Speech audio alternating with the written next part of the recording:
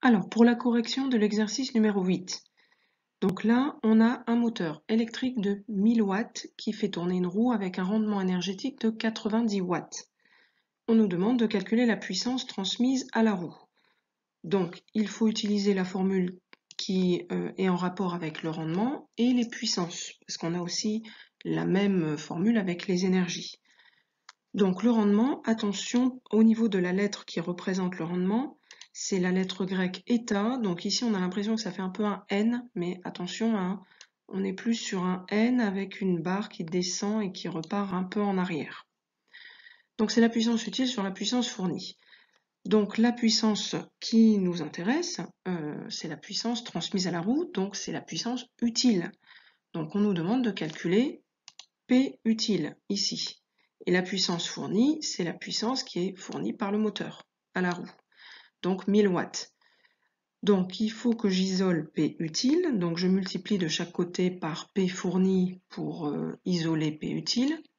Et je vais obtenir P utile est égal à eta fois P fourni. Sachant que eta c'est 90%, mais attention, soit on met 90 sur 100 ou 0,9. Donc j'obtiens P utile qui est égal à 0,90 fois 1000, qui est la puissance fournie, est égal à donc 900 watts. Alors pour la deuxième question, donc en moyenne les Français regardent la télévision 4 heures par jour. La puissance d'une télévision en veille est de 5 watts et de 200 watts en fonctionnement. Donc on nous demande de calculer l'énergie fournie à la télévision en une journée. Parce que la veille, évidemment, consomme aussi de l'électricité. Donc la formule à utiliser, c'est E égale P fois delta T.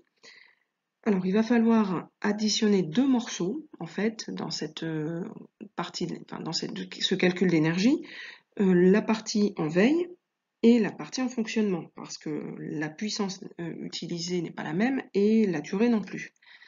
Alors sachant qu'à chaque fois, il faut convertir les durées en secondes, donc fois 3600 pour une heure, pour bien avoir l'énergie en joules.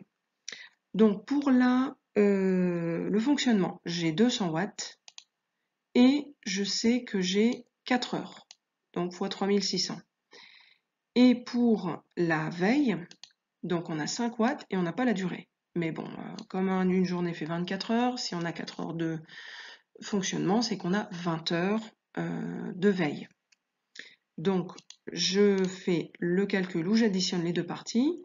Donc vous voyez ici, je vais avoir la veille, donc 5 watts fois 20 heures fois 3600. Et là, j'ai la partie en fonctionnement. Donc 200 watts fois 4 heures fois 3600. Et forcément, ça fait un grand nombre, donc à noter en puissance de 10, 3,24 fois 10 puissance 6 joules. Alors, on nous demande de convertir cette énergie en kilowattheure.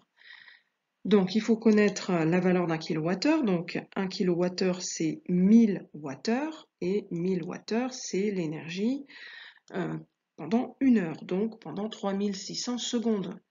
Donc, 1 wattheure fait 3600 joules. Et donc, 1 kilowattheure fait 3,6 fois 10 puissance 6 joules, donc 3 600 000 joules. Donc là, pour convertir ça en kilowattheure, donc attention à bien savoir quelle est l'opération qu'on réalise.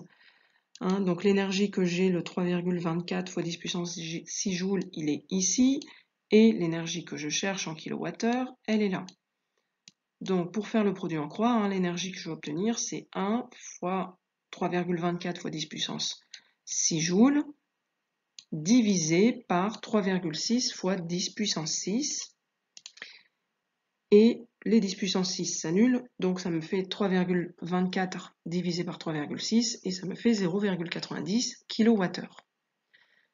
Alors pour la dernière question, on nous demande de calculer le coût de cette énergie si 1 kWh coûte 0,15 €. Cette valeur forcément peut être variable, elle a toujours tendance à augmenter malheureusement. Et donc 1 kWh c'est 0,15, donc je multiplie le nombre de kilowattheures consommés par 0,15 €.